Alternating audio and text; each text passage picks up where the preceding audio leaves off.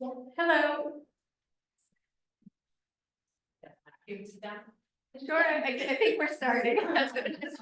That's what the big boss said.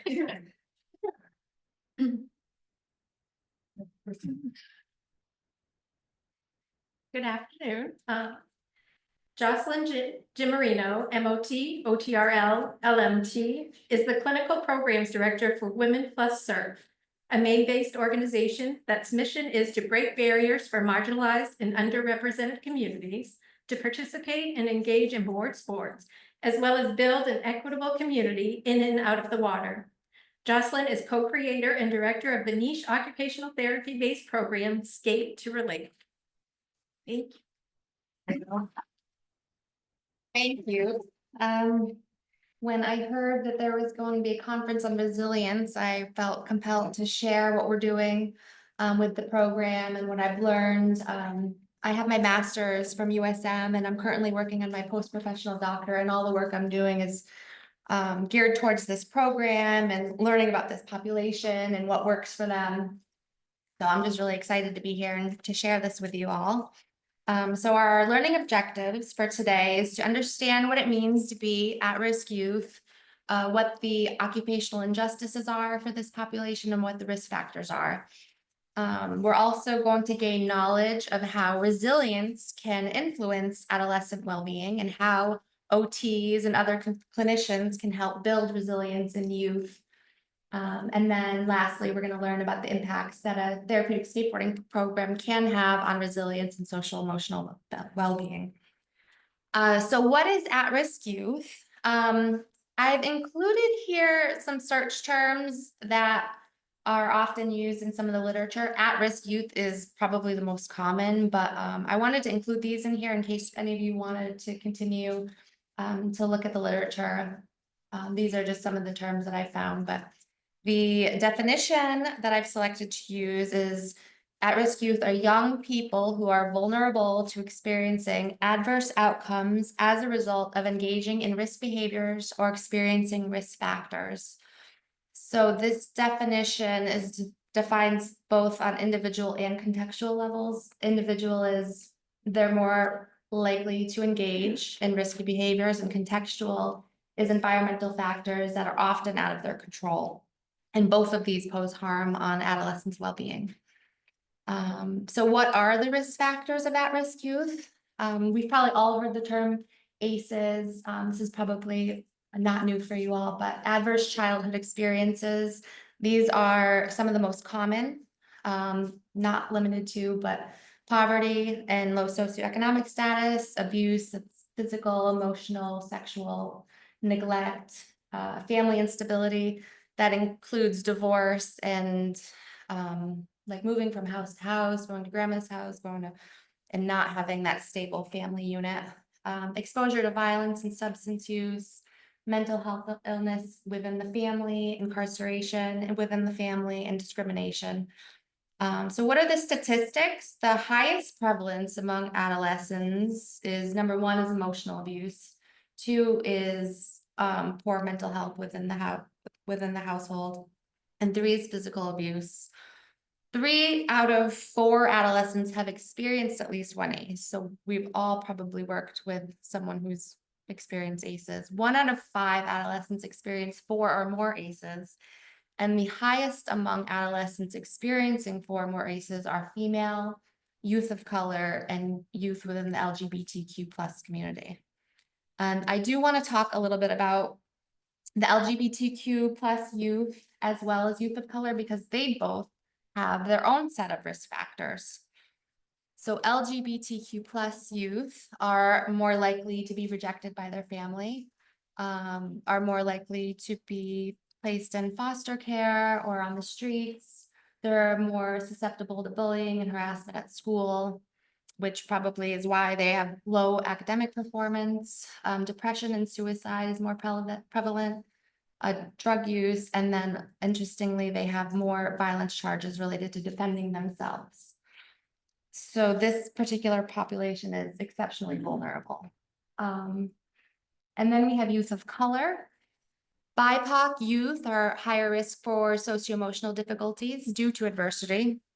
Native youth have higher rates of alcohol and substance use, higher risk for STIs and HIV compared to other racial groups, and immigrant youth, especially now, have even more challenges. Challenges due to migration and acculturation, and also family separation and the fear of family separation.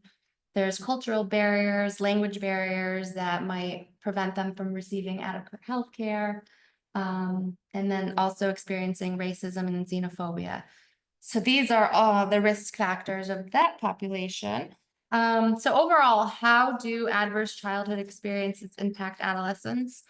Well, the literature says that there are increased risk of mental illness, and furthermore, children with mental illness are at greater risk for socio-emotional and behavioral difficulties, academic problems, and poor physical well-being. They're also higher risk for substance use, suicide, chronic disease, and also higher risk for deficits in executive functioning. And we know this because of Julia's a lecture. She talked about the development of the brain and how the brain develops from the bottom up, and the top part of the brain is your prefrontal cortex, and this is where executive functioning happens. But if your lower parts of the brain are not getting their needs met, or there's no safety, or you're getting constant stress, then your higher parts of the brain are not going to function. And I believe that is why we're seeing deficits in executive functioning. And then furthermore, off of that, lower levels of executive functioning are associated with increased risk of suicide and depression and decreased engagement in academia. So one risk factor kind of leads to another. And there's also injustices within this population. So youth of color are disproportionately impacted by mental health care access limitations. LGBTQ youth are having less access to formal programs, especially sports, with trans youth not having program that's designed for them, or having a lot of backlash about them participating and engaging in sports. And then we have families in poverty are not receiving adequate care, and low socioeconomic status and poverty may also result in lack of participation and engagement in meaningful activity. And I am a big leisure proponent. I think leisure activities and sporting activities are really important, especially for adolescents. And I'll get into more of that a little bit later, but that's a big one for me, is the lack of engagement of things that are meaningful. And that can lead to occupational deprivation, the inability to express one's occupational nature. And in adolescence, this is when you're kind of forming your identity and exploring interests. And without that, that's going to lead to boredom, right? And when you're bored as an adolescent, when you're valuing pleasure over productivity, that's when the risky behavior comes in. So it's really important to keep kids engaged in meaningful activity. Furthermore, occupational deprivation can lead to depression, disease, obesity, and alcoholism. So impoverished children may not have the social or financial resources needed to be exposed to and engaged in a variety of structured leisure occupations. And without health promoting leisure occupations, involvement in risky behavior become attractive alternatives to meet their needs. It can also lead, deprivation and injustice can also lead to disconnectedness, isolation, limited choices in occupation, exclusion from mainstream life, and lack of opportunity. So that is at-risk youth in a nutshell. Any questions on that? It's kind of things that we're pretty familiar with.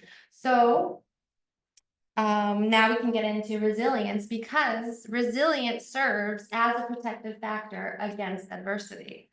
And what is resilience? Again, I've added search terms here: hardiness, mental toughness, psychological well-being. It's just terms that I've found doing the research and reading the literature.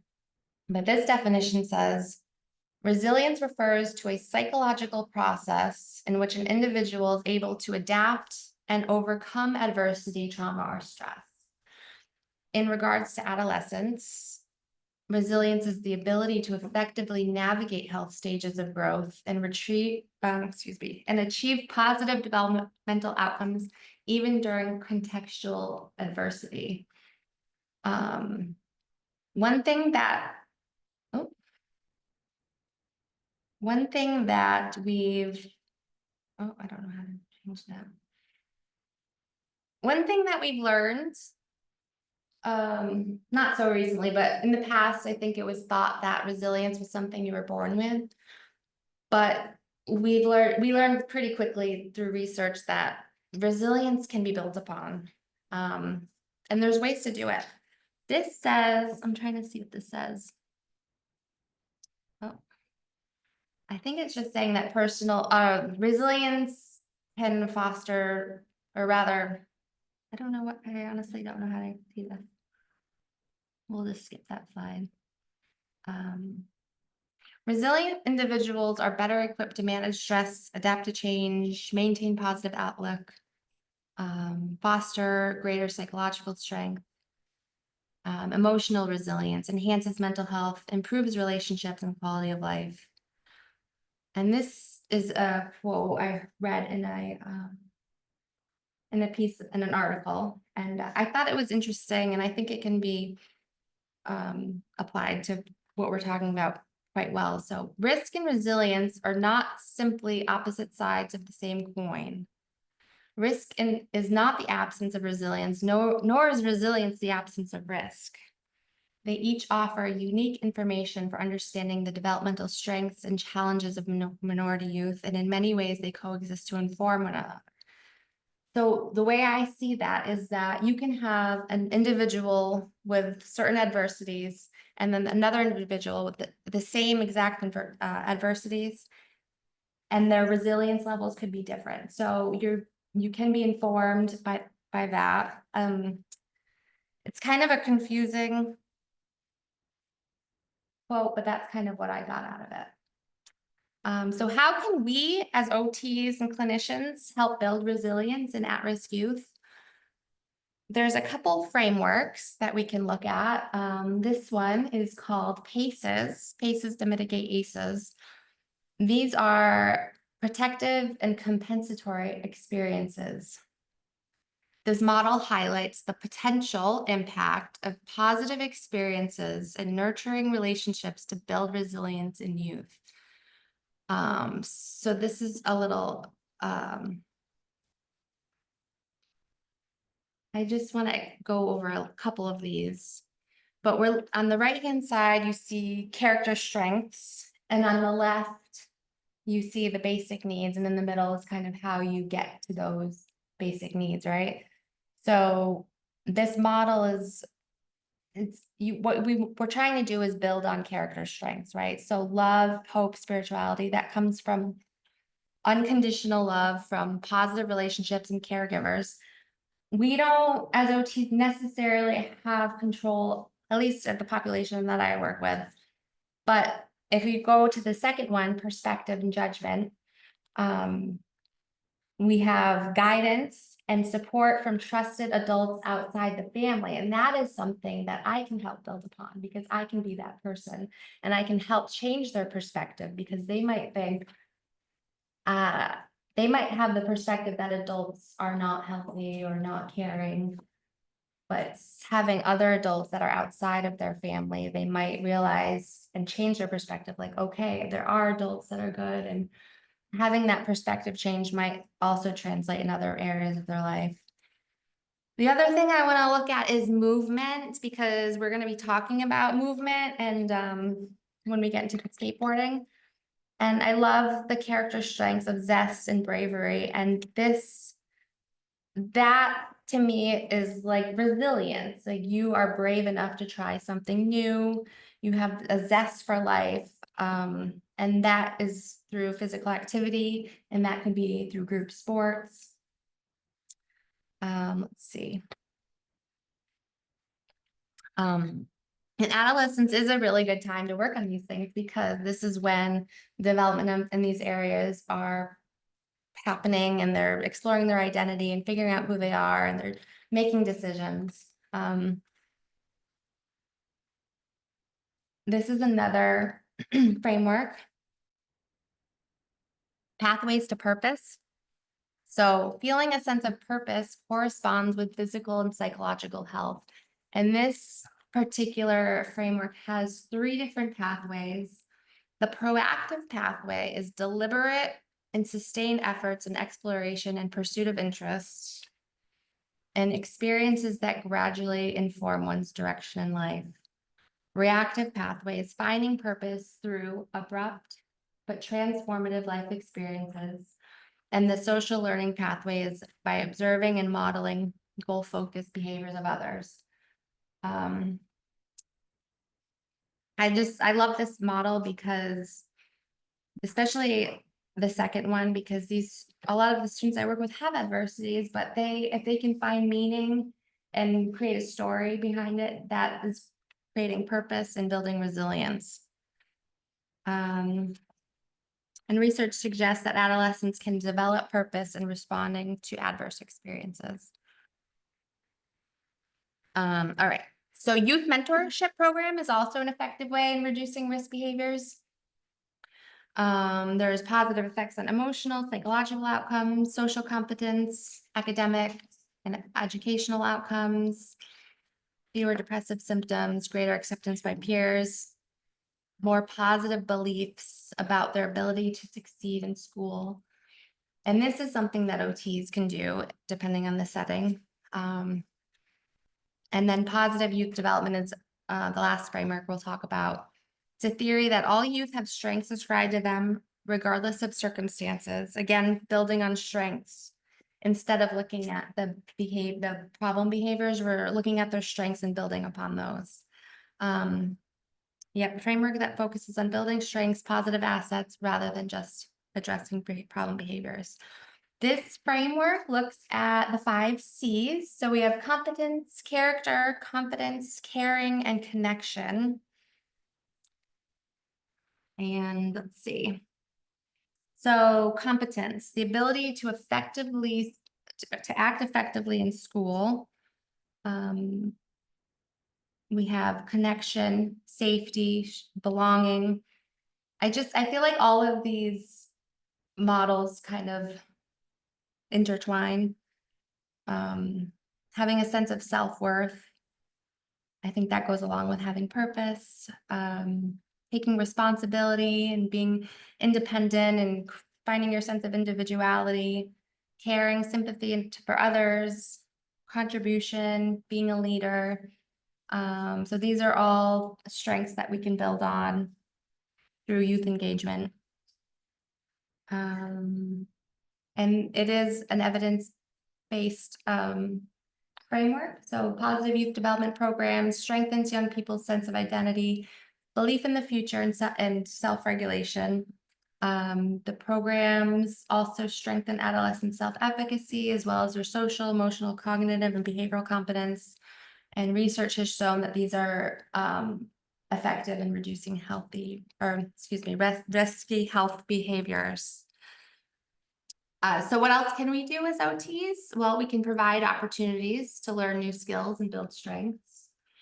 We can give them activities that boost their self-esteem and confidence.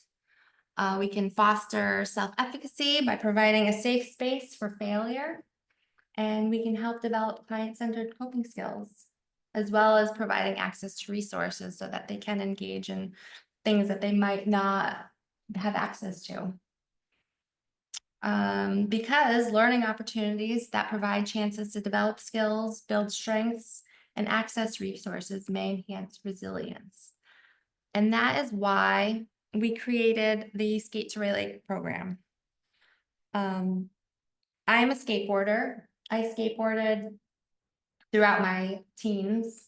I think I probably started when I was 12, and I met I would skate by myself in my street, And when I got to high school, I met a friend and she was a skateboarder. So we connected by skateboarding. And we started a little crew because then we got another girl to start skate with us and then another girl to skate with us. And we just built this community around skateboarding. And then we met other skateboarding groups. And then it was just a really important part of my adolescence. And when I was in OT school, I was learning about like sensory and like social participation. And I was also, at the time, I was 28 in OT school, and I was getting back into skateboarding after taking a little bit of a hiatus. And I had this idea to create a skate program like this, but it didn't come into fruition until even years later after that, when a friend approached me who started the More Women Plus Surf organization. And I met her through skateboarding as well. So it's like kind of come full circle. And she was the one that said, like, we need to start this program. I have a connection with this high school in Lewiston. And we just developed it. And then as I started getting back into OT of things, because I had taken a break after COVID from OT, opened up my OTPF, and it was just like everything was lining up. But anyways, let's get into the program. So Skate to Relate is a therapeutic skateboarding program focused on developing self-regulation skills, social emotional growth, self-identity, perception, sense of community within the underrepresented youth. We are actually working in Lewiston. And all of our students that you see here have signed media release. Well, their parents have signed media release, so that's why you're able to see pictures. But in addition to skateboarding, we also incorporate art and group discussions to support participants' emotional well-being and personal growth. So here we are at the Lewiston Skate Park, having a group discussion.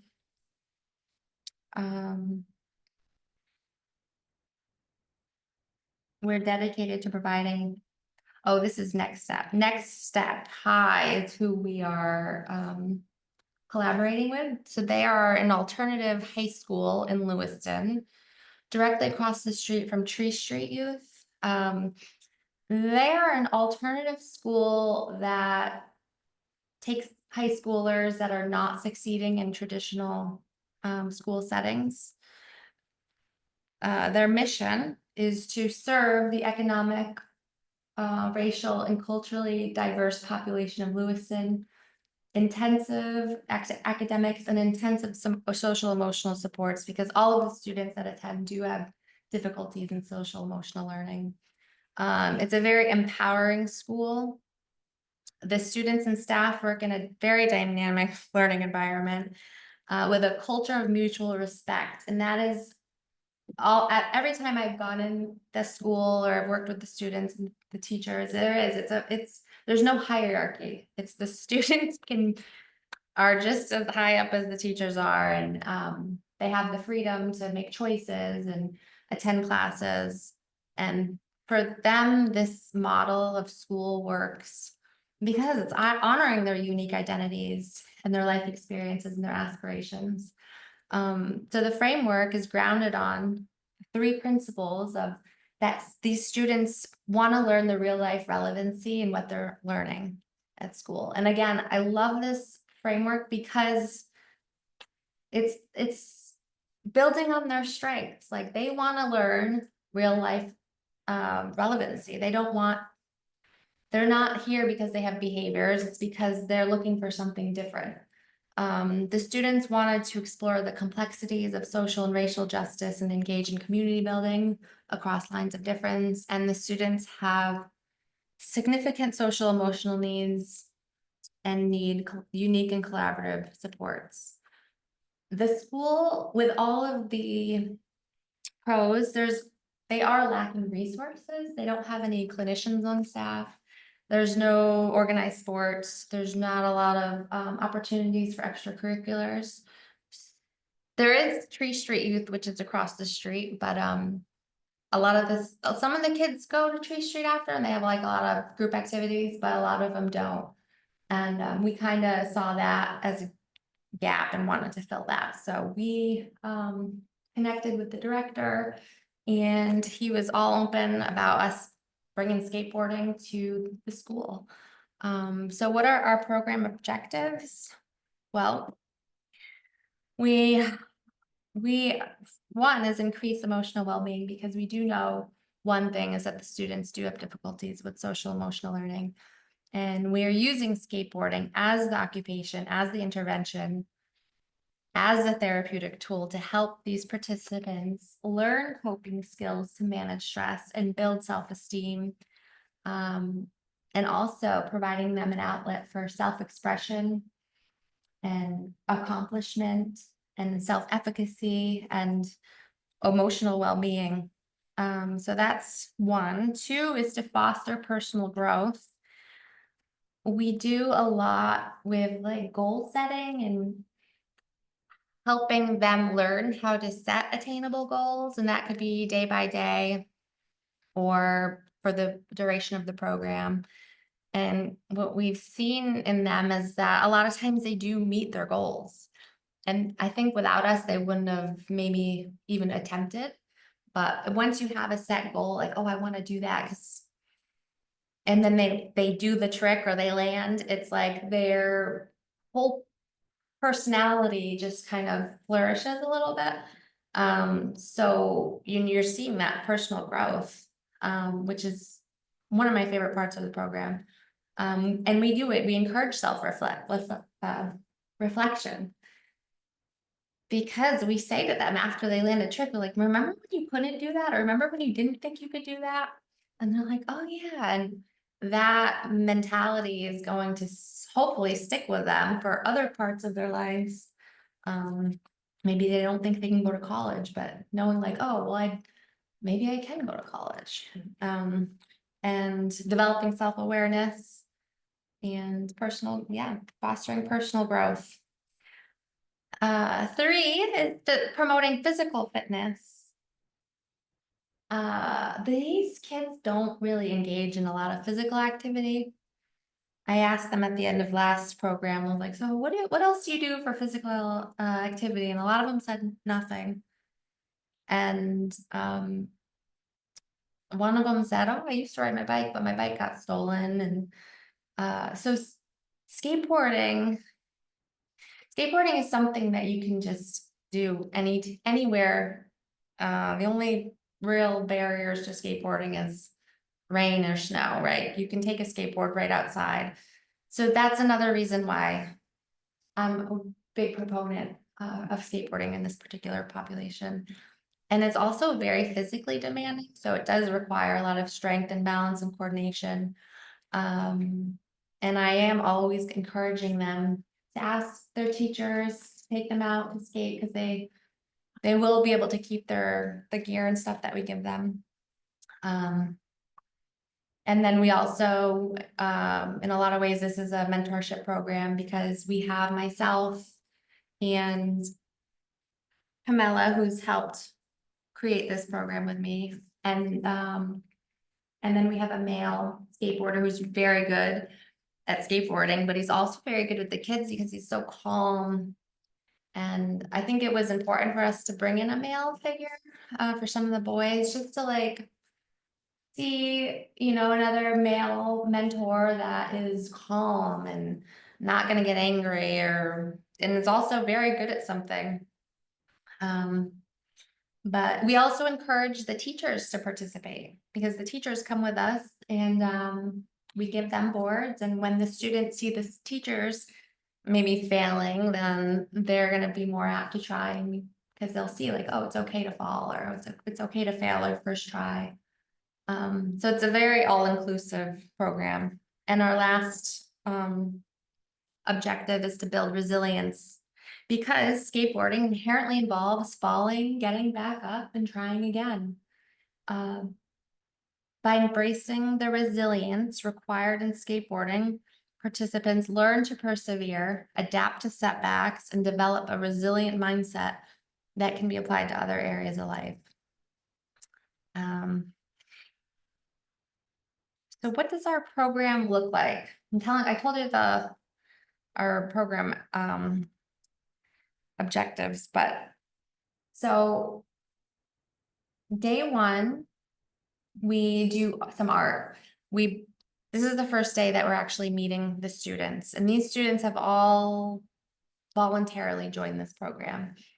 So they all want to skate, or they have skated before and they want to get back into it, or they've always wanted to skate, but they were too scared. This is when we meet them. And when you talk about the OT process, you talk about the evaluation. I'm not evaluating these kids, but I am, in a sense, the first day, because I give them a blank deck, like the skateboard without the trucks and wheels. And we give them a bunch of paint and a bunch of stickers, and we say, okay, tell us who you are and tell us what inspires you. And this is my way of finding out what their strengths are, right? Because that's important, as we talked about with the models, is building on strengths. So learning who they are, what do you want me to know about you, and what inspires you. And it's a very laid back day. We put music on, the kids put whatever music they want. And this is happening in the actual classroom of the school. So day two, we talk about balance. You know, we go outside and we balance on the skateboard. The picture on the right is not day two. By the way, that is a little bit further into the program when we go to the skate park. But day two, we just bring them out in the back of the school, and we actually have them put their decks together. So the girl in the middle there is holding her trucks and her wheels. So the wheels have to go on the trucks have to go on the skateboard, and then they have a complete deck. So this is something that they made, they created, and they have for themselves. And then we give them helmets, elbow pads, wrist guards, and knee pads. We write their names on them, and we say, okay, if you complete this program, you can keep all of these. So this is about providing the resources, right? Because they might not have access to any of this type of stuff. So, and then we go outside, we learn how to kick push on the skateboard. We figure out if they're regular or goofy. And we also talk a little bit in our group discussion about balance, like balance in one's life. Like, I know we're all trying to have fun, but we also have to take care of our responsibilities and get our schoolwork done. And just talking about it, because they might not hear that otherwise. And it's easy to do a group discussion. It's not always easy, but and then day three is about awareness and like body awareness, but also once you go to the skate park, you have to be aware of your surroundings. You have to know who is at the skate park, and so no one's gonna run into each other or get hurt. And we go over skate park etiquette, because there are some rules that you have to follow at the skate park to avoid injury. And it's also helping with social awareness, because say you have one person that's on a ramp on one side of the skate park, and then you're on this ramp on this side of the skate park, and you're both going towards the same direction. You have to use your social cues to say, okay, you go, or I go. So it's also building the social interaction skills. And then that also plays into like flexible thinking, like, oh, this person dropped in on me, but that's okay. It's not a big deal. Like, so we try to incorporate a little bit of the cognitive stuff too. And then what else? Motivation. This one is really big. This is where we start to see that caring, when we ask them, like, okay, so what words do you want to hear that motivates you? And they'll all go and through the group discussion and say what motivates them. And then we're all listening, and I encourage everybody to do those things. Okay, let's motivate each other. Let's encourage each other. And this is where you really start to see friendships building, and the sense of camaraderie and the sense of community. So we're working on all of these things all at once. And then reflection is always a part of the program, just reflecting on what did you do today?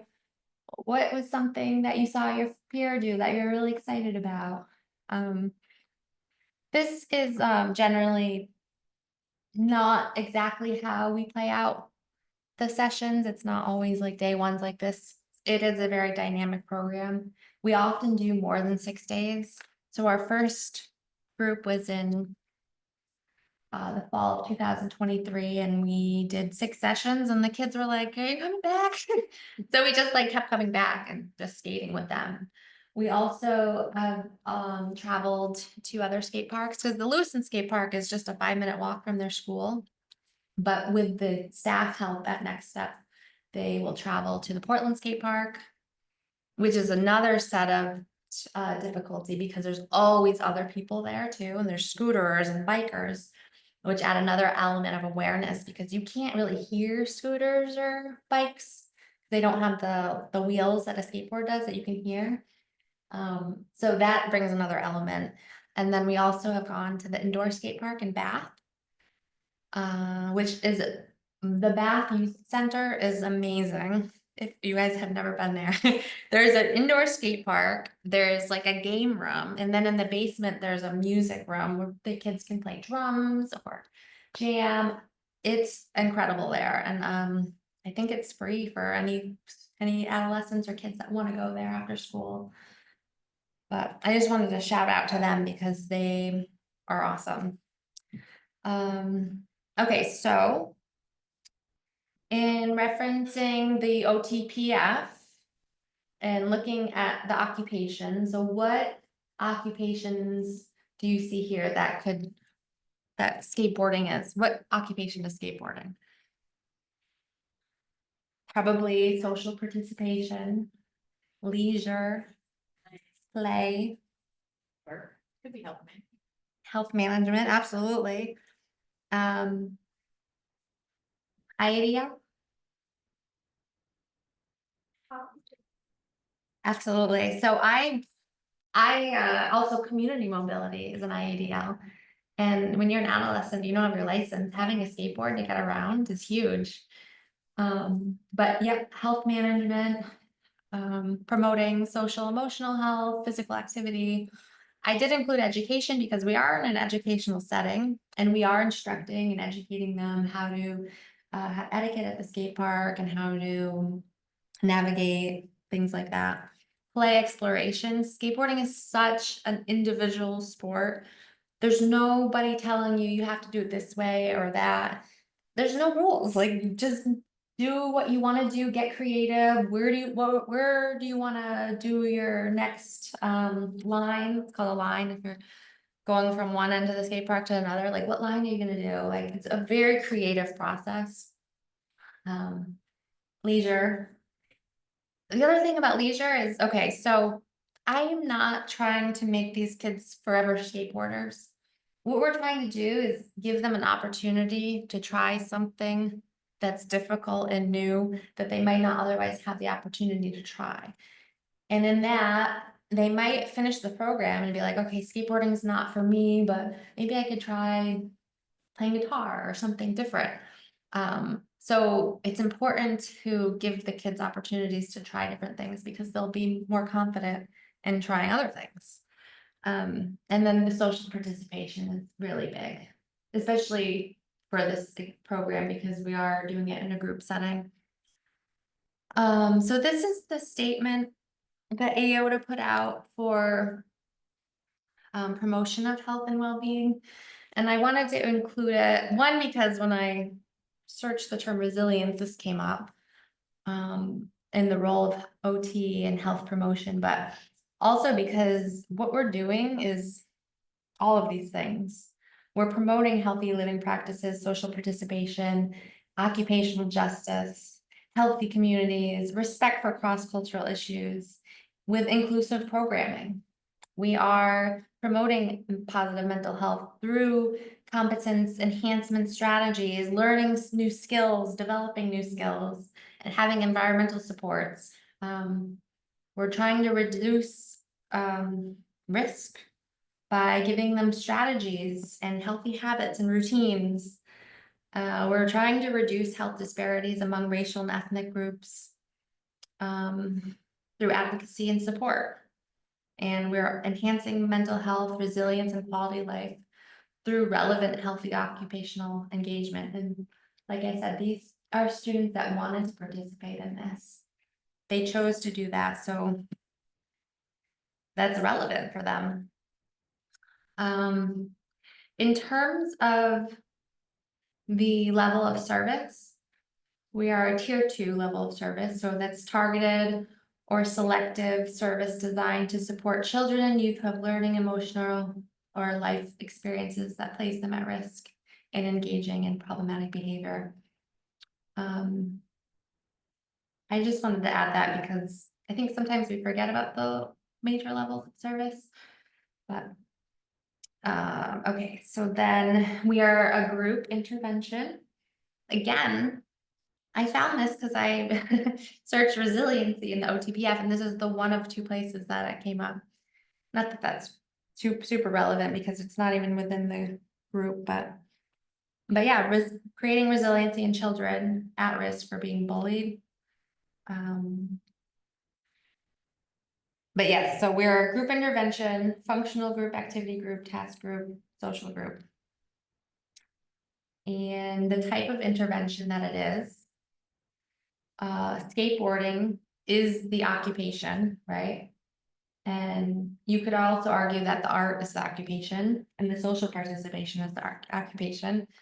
So that is an intervention. Self-regulation to support occupations was added to to this most recent OTPF, which I was really excited about because most of the work I've done in my OT career has been targeted for self-regulation. Education and training, again, instructing, teaching, advocacy. I'm always advocating for them to ask your teacher when you're struggling to focus in school, ask her to unlock the closet and go outside and skate, take a motor break. And I'm not there to tell them when to do that, so I'm constantly trying to remind them when I do see them, like it's okay to ask for a break. Self-regulation, this is what was added to the OTPF as an intervention type. Actions the client performs to target specific client factors or performance skills. Intervention approaches may address sensory processing to promote emotional stability in preparation for social participation or work or leisure or executive functioning. And the reason I wanted to talk more about this is because skateboarding is a highly sensory sport, sensory-based intervention. The proprioception of falling or landing a trick, the vestibular of going up and down the ramps and rolling on the skateboard, the tactile of the grip tape. It's a very unique feeling if you've never held a skateboard.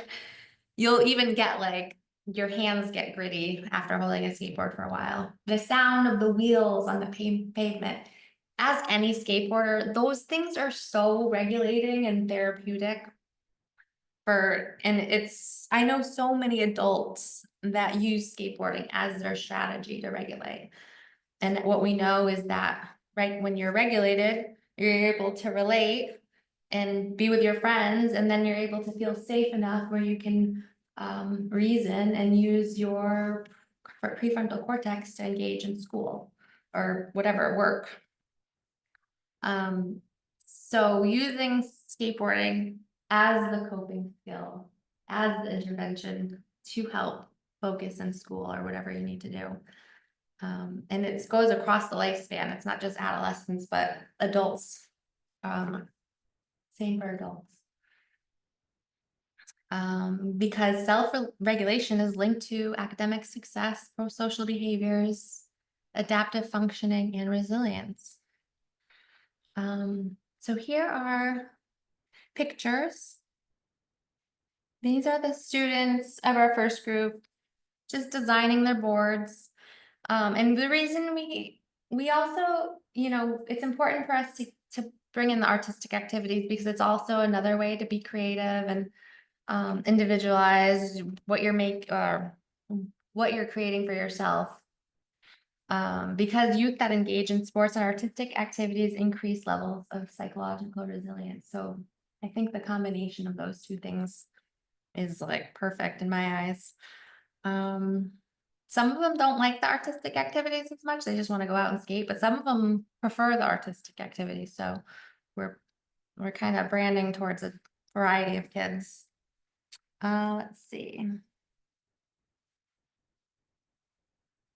There's also studies about skateboarding in particular. Not a ton, but this was a youth skateboarding program in South Africa.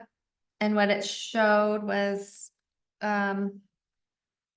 decreased deviance and protection from gang recruitment and community violence. So that's protecting against that risky behavior. I think skateboarding has a bad rap because I feel like people think skateboarders are like the criminals and they're the ones doing the risky behavior. But I think that the research now is showing that it's quite the opposite, but that is actually preventing them from doing the risky behaviors when they have something to engage in. That's why if you see a sign that says no skateboarding here, just take it down. No, I'm just kidding. Kidding, but not kidding. Increases physical and emotional well-being, provides opportunities to meet mentors and improve life skills. This is just more skateboarding specific impacts of skateboarding. Connection with the community. I surf and I snowboard and I skateboard, right? Surfing community is a little bit harsh. Like there's a lot of territorialism and it's not as community based as skateboarding. If you go to the skate park, everyone can see what you're doing and everyone will cheer for you if you land a trick. So the sense of community that skateboarding brings is like nothing I've ever experienced.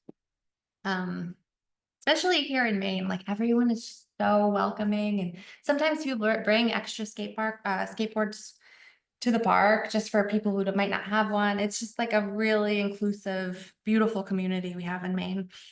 And then gain peer respect and status can be really important for adolescents. Increased opportunities to interact with people. You're constantly meeting new people. I can't tell you how many girls I've met skateboarding at the skate park. Like as soon as I see a girl, I'm like, oh, I gotta go say what's up to her. And we immediately make a connection, and that's a new friend on my friend list. Like it's just, yeah, I can't say enough about skate parks in general. Because growing up, it was always street skating for me. There wasn't a lot of skate parks. But once the skate parks started coming around, it was like even better. Okay. And then we have sports in general have lots and lots of literature and research about the developmental benefits of sports. I've included them here. But despite all of this, there's only a handful of mental health professionals that actually use sport as intervention, and occupational therapy practitioners are the perfect people, I think, to use sport participation as an avenue to promote health and well-being. Increased competence, increased confidence, and all youth may benefit from mentorship and exercise interventions. And again, I just want to bring up occupational justice again, because we know how important sports are, but there's a reason why, I don't want to generalize, but I think a lot of the students I work with they're more appealed to skateboarding than they are team sports for a number of reasons. Team sports have a lot of rules. There's coaches that you constantly have to listen to. Where skateboarding, there's not a lot of that. It's not a lot of, you can just be yourself and be creative. And I think that's why a lot of the adolescents within this population I'm talking about are really more appealed to skateboarding. And that kind of bridges the occupational injustice of it. It's like skateboarding is a very low barrier to entry sport. Um, it's not as expensive as other sports. How much time do I have? Okay, I'm gonna skip this. This again, skateboarding does not rely on man-made threats. Man-made threats are if you don't practice, you're not gonna play, or if you don't win, then you're a loser. Natural threats are if you fall, you might get hurt. If you don't practice, you're probably not gonna get better. Those are natural threats, and those kind of threats work better with kids that have been experience adversity and trauma. This is our group. The Lucent Skate Park is not easy either. It's very big. Very steep, yes.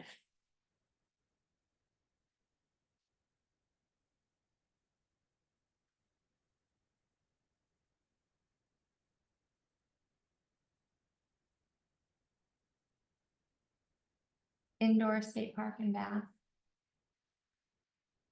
Okay, so now this is Cave. I asked Cave to write me a testimonial to use for grant writing purposes, and he gave me permission to share what he wrote. And I'm going to read it out loud. So this is called Wings by Cave, and Cave has been in the program 2 years now. He's awesome. This is what he said. When I first heard there would be a skateboarding club, I didn't think it would help me through life. I thought it would just be a fun thing to do, but I was wrong. It taught me how to be myself. During the time, I had just been placed into the foster care system 3 months prior to joining the club. When I was first placed into foster care, it felt like a big change in my life. I had lost all the familiarity I had once had. I felt lost and hurt, and I blamed myself for the situation I was going through, and I didn't feel like a normal teen. Through all I was going through, I knew I had one place I could rely on without worrying about the label of being a foster kid. That was the skate club. While I was there, it felt like I was just a normal kid. I learned that life is what you make it, and the club taught me to make it something great. It gave me the confidence to get involved in public speaking opportunities and showed me that my voice did matter. Because of that, I got involved with YALAT, a group for people who went through or in foster care. From there, I used my voice to spread my experience. Pam and Jocelyn showed me how adults should be and that there is hope for the future, regardless of what type of situation you're in. The skateboard they gave me was more than wooden wheels. They were my wings to become stronger, to guide me to who I am now, and that is proud. And to me, this testimonial is like resilience in a nutshell. And he took a bad situation and he found purpose, right?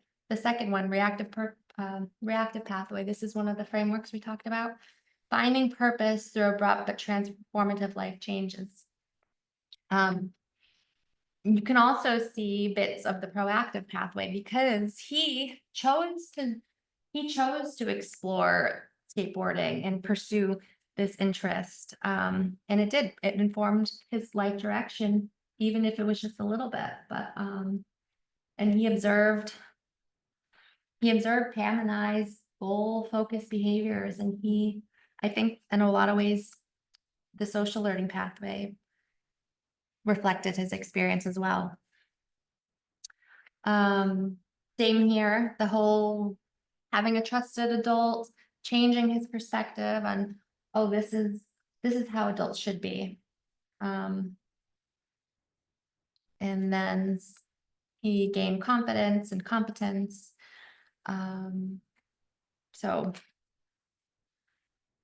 anyways, I guess my point is that his story reflects all of the frameworks that I spoke of earlier. We do not do any formal assessments right now with the students, but I do ask them questions at the end of the session just to get their perspective of what they thought of it. And I included here questions that I kind of feel like represent resilience. So I said, I feel a sense of belonging after attending this program, and everyone agreed or strongly agreed. I feel more confident in trying something new and difficult. Everyone agreed or strongly agreed. After falling, I felt motivated to get back up and try again. The only person that didn't agree was this girl, and she said to me, I didn't fall. But she didn't fall because she had experience skating. So I was just like, okay.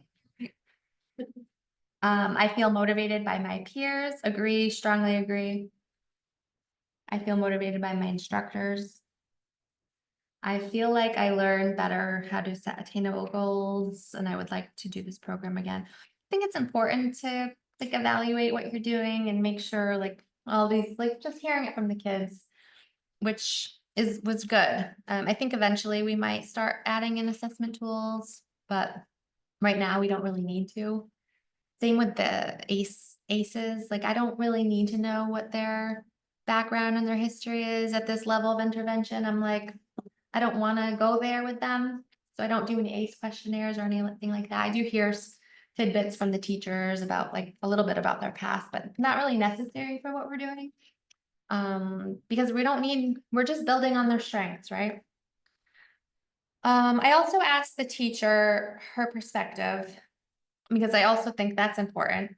That's the staff that's um, attending the programs the most. And I asked, do you feel that the Skate to Relate program has a positive effect on the participating students? And she said, yes, many students at Next Step are in constant need of movement breaks. Having the Skate to Relate program in the middle of the day allowed for students to take a break from academics and exercise their bodies. Many were able to return to class and feel more focused due to the movement breaks. It helped build confidence amongst the students. Many of them saw their own personal growth with skating, which made them feel proud of themselves for trying something new. Many of them were super afraid to drop in on a ramp at the park, but once they did, you could see their confidence soar.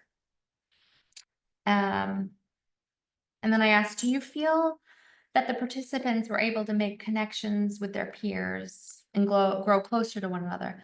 Yes, the program immediately fostered a sense of community, and the students were extremely supportive of each other. I noticed students who don't usually talk to each other deepening their relationships. Again, I think it's really important to get this information just to, because this program is still in the developmental stage, I think. I think we're still trying to figure out what works, what doesn't. This was this year's staff teacher. She's different teacher, but similar answer. Do you feel the skate club has had a positive effect on the participating students? The term skate club was something the students kind of adapted. So we just started calling it skate club. They even made a newspaper, like they have newsletters at the school, and there was a whole skate club newsletter that they made. It was beautiful. So it's really become a part of their school. But anyway, that was a total side note. So has it had a positive effect? Yes. After a few meetings, they started looking forward to the next trip to the skate park. It was great to see them fully engaged and excited about something. They also made noticeable improvements in their skating ability through practice and perseverance. The students improved and were passionate beyond anything I was expecting. And I love that answer because when they're passionate about something, they're going to keep doing it, and that's going to prevent them from engaging in the risk behaviors. It's a very simple concept. I think we're almost out of time, but these are assessment tools that measure resilience. There are ways to measure resilience. The assessment tool that I would use if I were to have to choose one of these is the adolescent resilience questionnaire, the ARQ. And the reason is because it takes in consideration environmental factors and not just individual. So that is why I would choose that one. And it's there's been studies for the psychometric properties, which has high reliability and validity in a bunch of different countries. It is 88 questions, which I think is a lot, but there's a shortened version that's 44 questions, and that one was also had even better psychometric properties. So that's the one I would use. It's a 44 item questionnaire. And it's for adolescents 11 to 18 years old. And this is our umbrella organization, More Women Plus Surf. We started by teaching surf lessons to BIPOC women, and we did some lessons for the LGBTQ plus community. And from there, we've kind of we're just trying to be an all-inclusive organization for access to board sports, because in Maine, surfing is a very white male dominated sport. So that's kind of how this whole thing started. Pam is the second back. She's our executive director, and she's kind of the founder of all this. She's an immigrant, and she's the one I connected to through surfing and skateboarding. Building an equitable community in board sports in and out of the water. And that's it. Okay. Any questions? I have two online. Okay. The first one she asked was, what is your funding source? What is our funding source? Our funding source is mainly grant funding. We are in the process of becoming a nonprofit. So right now we have a fiscal sponsor, which is Good Medicine Collective out of Portland. We also do fundraising events, and we host art markets, and we've gotten donations. We're trying to, once we become a nonprofit, we're going to do more grant writing and that type of thing. But for the most part, yeah, it's just been, and also, we're doing a donation-based surf lesson too. So we got a lot of money from that. And we also connect with other like skate shops and surf shops, and they've donated a lot of things to us. So we're just kind of being creative and figuring out how we can do this. Another question she had was, who pays for your services, and do you have goals for each of the kids?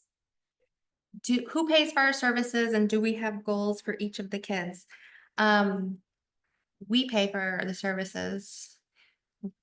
Next Step doesn't pay anything. We are looking to collaborate with other schools, and we're trying to work on like educating the administration so that maybe they would feel like they could help with some of the funds. And what was the second question? Do you have goals for each?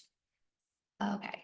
I don't have OT specific goals, but we collaborate and make their own skateboarding goals. But no, I don't evaluate the kids individually, and I don't really have any set goals or progress notes or anything like that. But we talk a little bit about the individuals, and we say, oh, like this person's really in his shell. Like, let's try to get him to open up a little bit more and make him feel more comfortable. So nothing, just like things like that, but nothing written, and there's no, like I said, no progress notes or anything like that. Is that open only to the Lewiston community or to other communities? Right now, we're only at Next Step. We're hopefully going to be starting at the Sanford Middle School in September, but we don't have any open to the public programming right now, other than the surfing. Okay. I feel like I spent it seeing said that a lot of the sports, especially for adolescents can be expensive. So I Yes. like the fact that. But then I realized, what's the average cost? Okay. That, So the comment was that sports are very expensive, and they're increasingly becoming more and more expensive, which is creating more injustices for those that can't afford it. A skateboard is, you could buy a full setup for like 50 or 60 bucks. Yeah.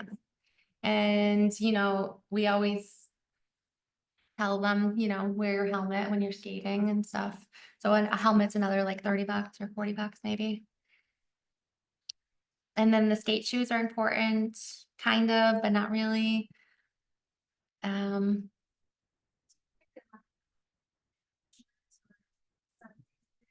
Do we carry liability, or do they sign waivers? They do sign waivers. Their parents sign a waiver for injury. And also the school has insurance, and then my private OT insurance, but yeah, luckily we haven't had to. But yes, the waivers are very important, and the media waivers, because we do a lot of promoting and stuff, and as long as they're okay with it. Okay. Thank you.